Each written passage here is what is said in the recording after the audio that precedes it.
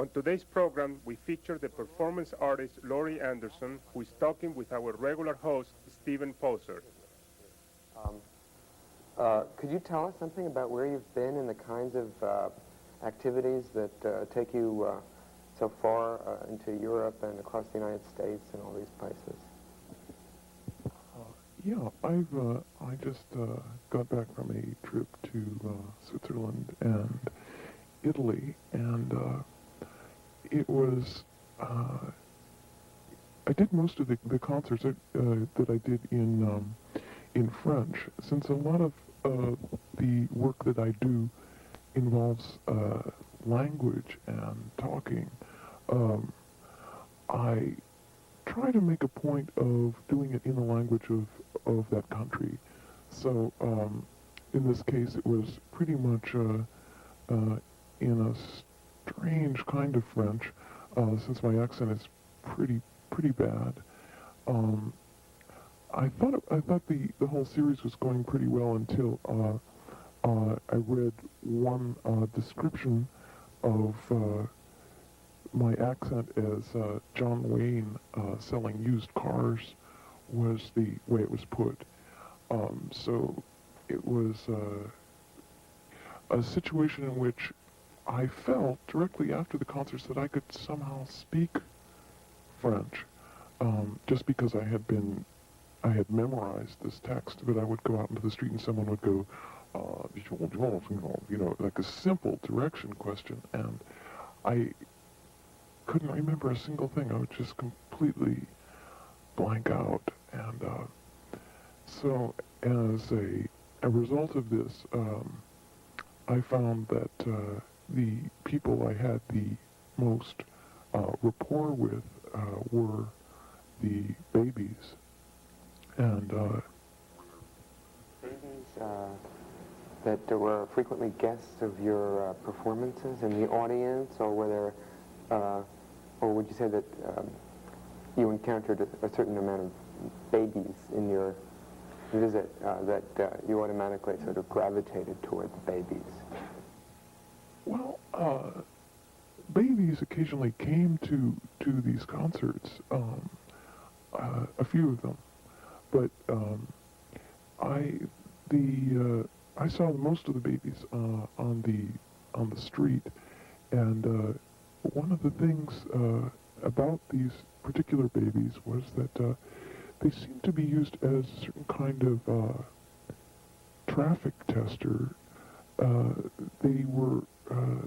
They had that kind of function, and they would be riding in their strollers along the streets. Their mothers would be pushing them along, and they would come to a busy intersection, and the mother can't see what the traffic is like because of all the parked cars, and so she kind of edges the stroller out into the street and then kind of cranes her head out afterwards.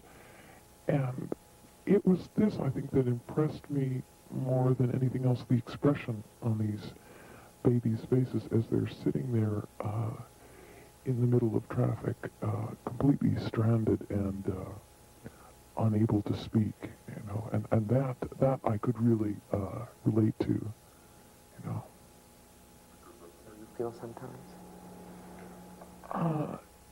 In situations in which words leave me, This feeling about the babies was related in your mind to being unable to speak the language of the place you were in. Is that what you're saying? Yeah, and I think maybe also part of it was the technology too. I like technology a lot, but so often things go out of control if you use it that way. It's easy to suddenly, there'll be a giant hum in the sound system, and I wish a lot of times I just had a pencil, just one pencil. You've done some rather interesting writing. I mean, do you think of the stories that you write as being primarily geared toward? I mean, these performances that you do aren't like concerts in the sense that you have a program of musical pieces that you play. You do something quite a bit more elaborate and unclassifiable, and language does play a large role. I mean, you wrote, for example, all these things out in French for yourself, didn't you? Yeah, actually, I did write them in French. Lately, I've been finding that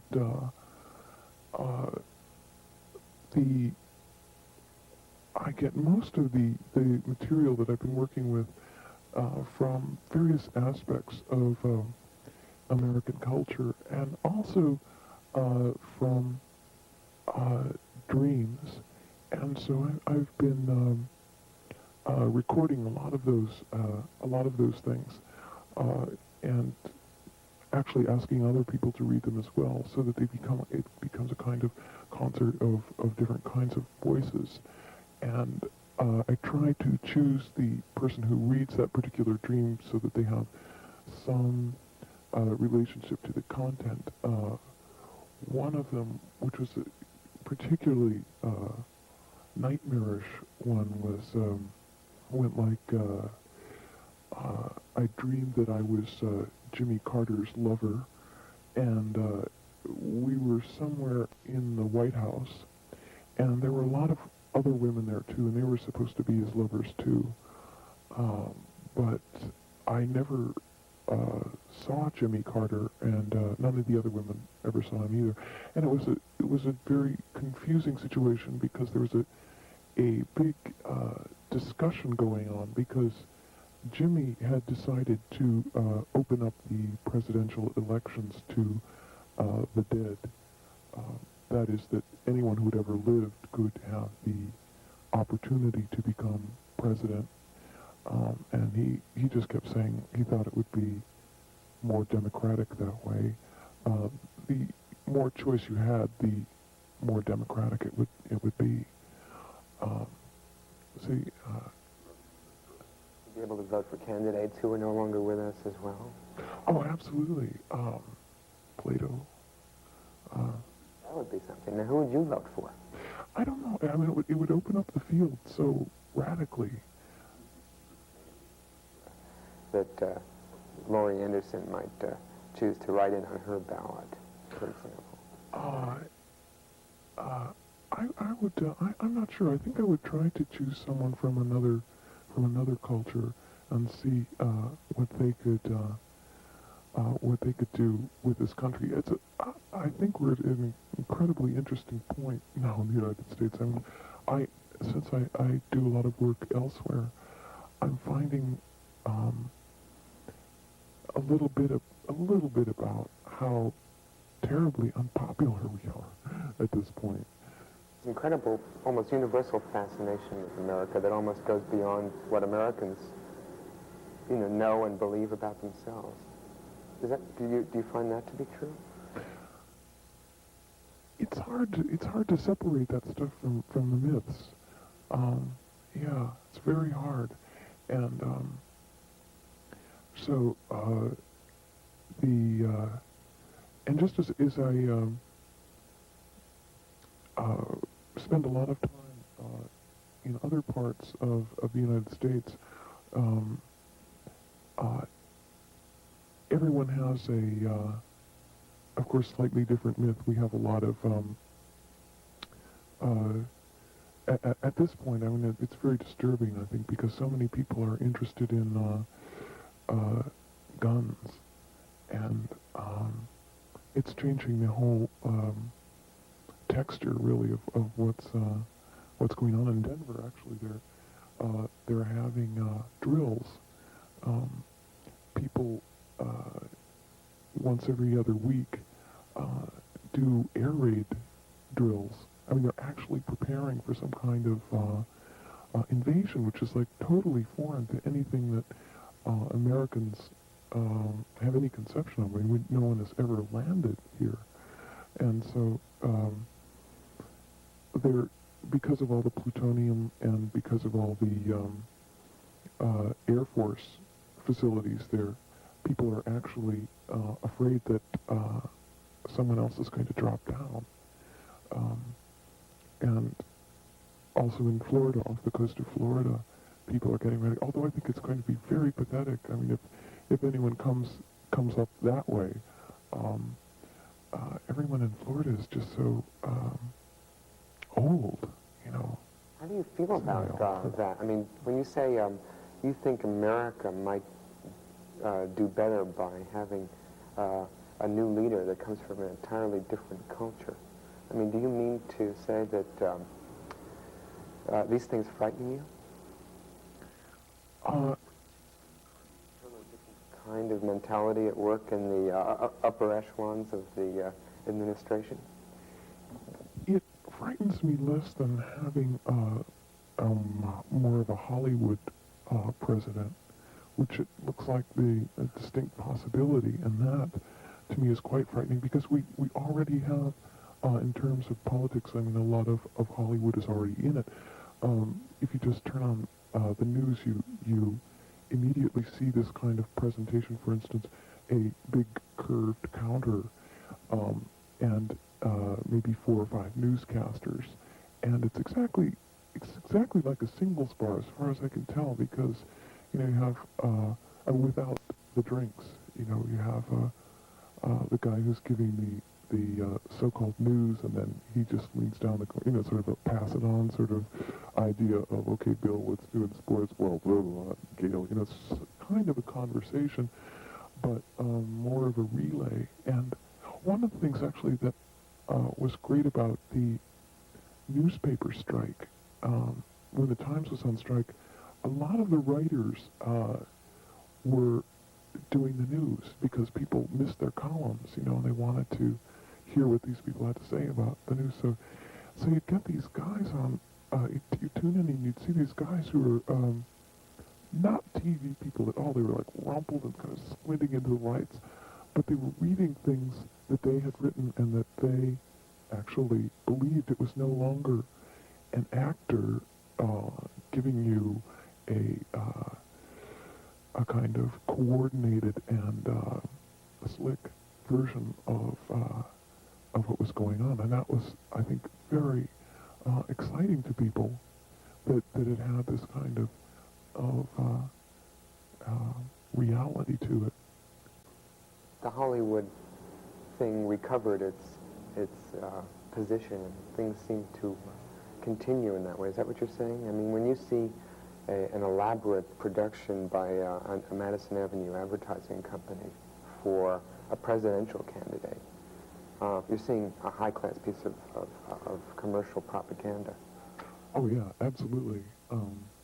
And there's no way that the rumpled people will be able to be anything more than an exception, I think. Performers and people who are themselves. I mean, in this, when you think of it, I mean, do you think people on TV are acting personas and politicians as well, and then there are the rest of us who are our ordinary rumpled selves, or are you acting as well? Every time I go to a party, I meet personas, probably more than people, and I am probably that way. That's one of the things that interests me, that I like to use in the work that I do is and one of the things that gives me the creeps, actually, about theater, and it all sort of revolves around this idea of voices, that you already have about 50 voices, at least. I mean, right now we happen to be using our interview voices, but you, for sure, I mean, as I do, have, your customer voice and your the voice that you use when you're talking to your parents, to your friends. I mean, there are already so many of those. And so whenever I go to, like, a play and I hear someone using a totally different voice and acting in a very special way, I'm never convinced. I know that they're going to go out the same building that I came in, and I know what restaurant they're going to go and have a drink at after the play. I mean, I just can never fall into this fiction. So you don't believe that you could experience a performance as something created by an actor, say, for a period of time? I guess really what I want to ask you is something like this. Are different voices like different masks? And do we ever have a real face under all of them? Oh, that's not something I'm prepared to discuss. It's Voices. Which of them, do all of them belong equally and properly to Laurie Anderson? oh yeah, I think everyone owns their own. Or of voices? Yeah, I think so, and I think that if you listen to yourself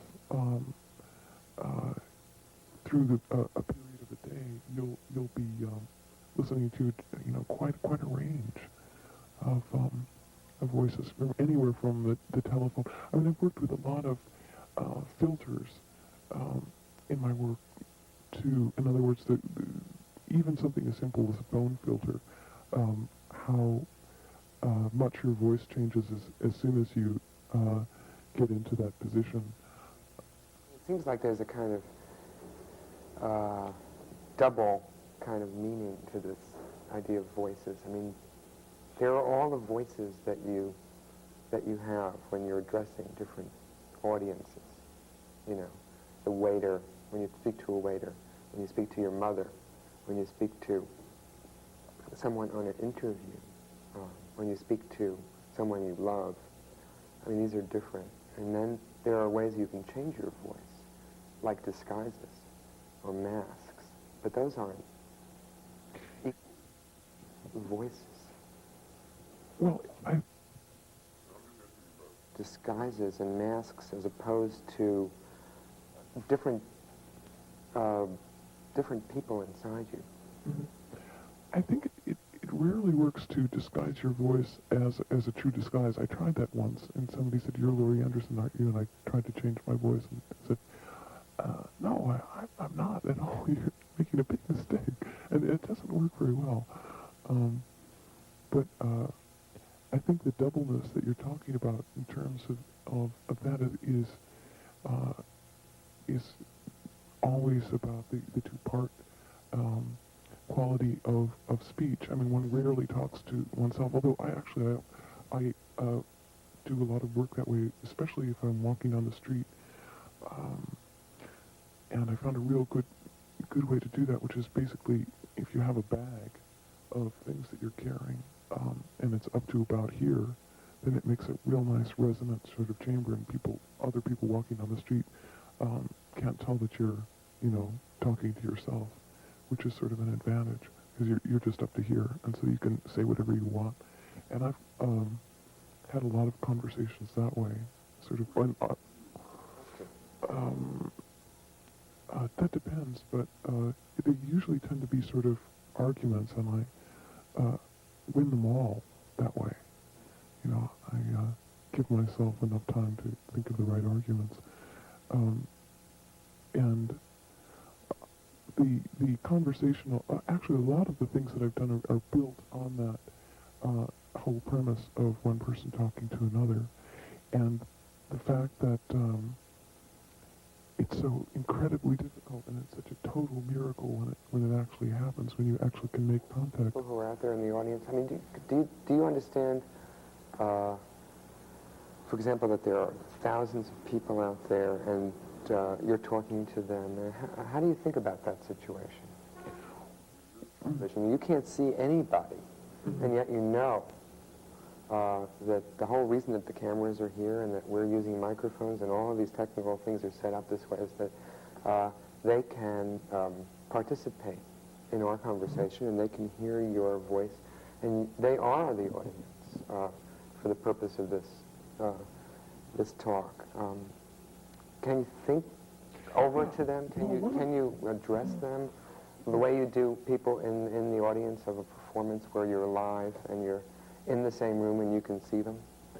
I think one of the things that changed my work a lot was trying to use the word you, and this changed my life a lot, because a lot of the things that I'd done before were, well, I was walking down the street and I think, and this happened to me, and as a kind of neutral observer. And when I understood that I could make up some kind of you, then it became much more difficult, because, for instance, Marxists know who they're talking. I mean, they figured it out. You, proletarians, unite. And if you're a proletarian, you go, you're talking to me, you know. And so a lot of the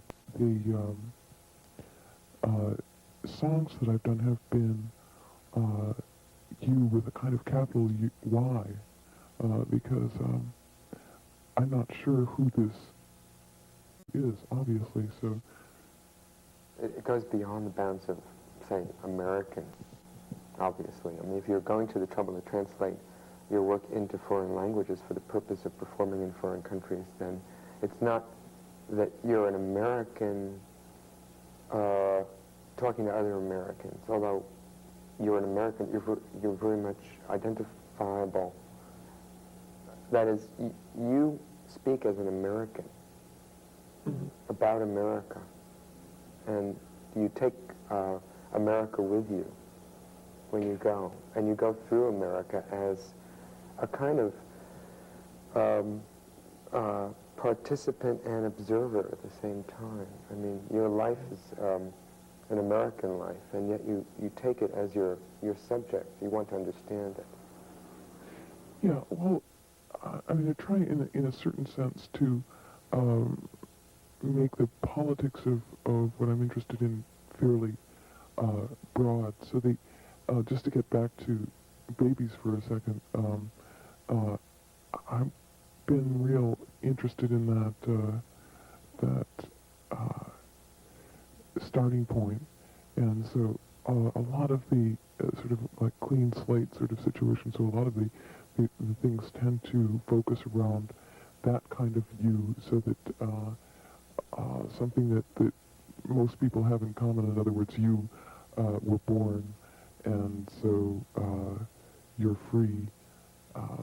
So happy birthday. This one of these sort of happy birthday songs was basically centering around a very the most democratic situation you can imagine, which is, I mean, the equality at birth, and takes chance into consideration in only sort of oblique ways, so that one of the verses is, today you may be an average citizen, a civilian, a pedestrian, but tomorrow you may suddenly get elected to a high office, or you could sell your novel and suddenly become famous, or you could get run over by a truck and your picture could get in the papers that way, because you're free, and so you're born, so happy birthday. Just sort of like totally circular kinds of reasoning. What would you expect people to think about having a song like that delivered? I mean, how would you feel if I kind of called you up on your birthday and gave you something like that? I mean, Well, one of the things, I mean, What, I mean, you're talking about a universal situation, something that's true for just about everybody. That all kinds of things could happen in their lives. and it's also, It's true for... sure, I mean, but one of the things that I've noticed just from living in New York is that, and maybe it's just my sort of peer group, but there's always, there's a real attitude about change. In other words, as soon as I get my place together, everything's going to be different, you know, and there's, when I'm rich, then I'm going to do this, or, you know, and it's a completely different attitude really than I think than a European attitude towards the future, which is more like I have my job and I like a certain kind of food, and you know, there's a comfort and stability that just is not part of American culture, I think.